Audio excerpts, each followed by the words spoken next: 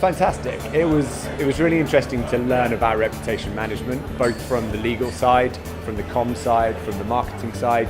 Lots of conversation about fake news, but also the role that plays in how we market in the future. First of all, let's not call fake news, let's call it propaganda, and we've always had it.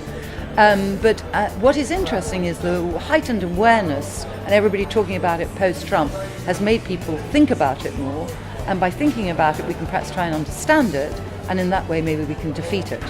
And there's clearly a big challenge to be able to do that, but at least we know what we're talking about, which is great.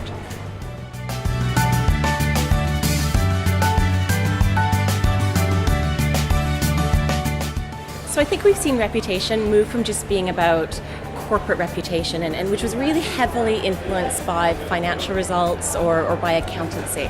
Whereas today, reputation is really everything you do. It's your brand, it's what you live and breathe, and that's obviously what you communicate, it's obviously how you market yourself, but it's also really how you live that brand purpose yourself, and looking at your employees, what are your internal communications, and equally how do your employees then take that message to the wider world, to your audiences.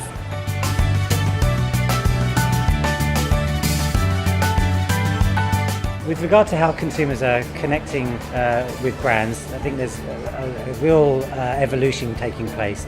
Personalisation is clearly a massive buzzword within the marketing industry, but fundamentally that's all about brands enabling a much more personalised connection with individual consumers on the basis of what they specifically care about rather than a previous broadcast approach. So that's one of the major trends when it comes to connection, at least.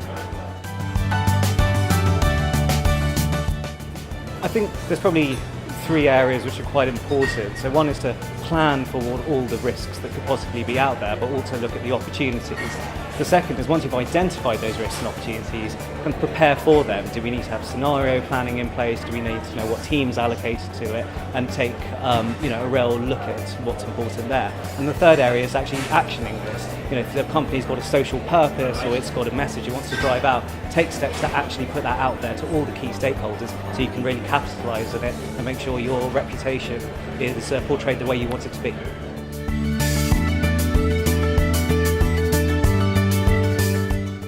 I think we're in the era of fake news, but really it's what we've been dealing with for, since the industry began. It's propaganda in another form, and as a result it's about speed now, and it's about how an agency can respond quickly, timely, with the right content, with the right visual assets.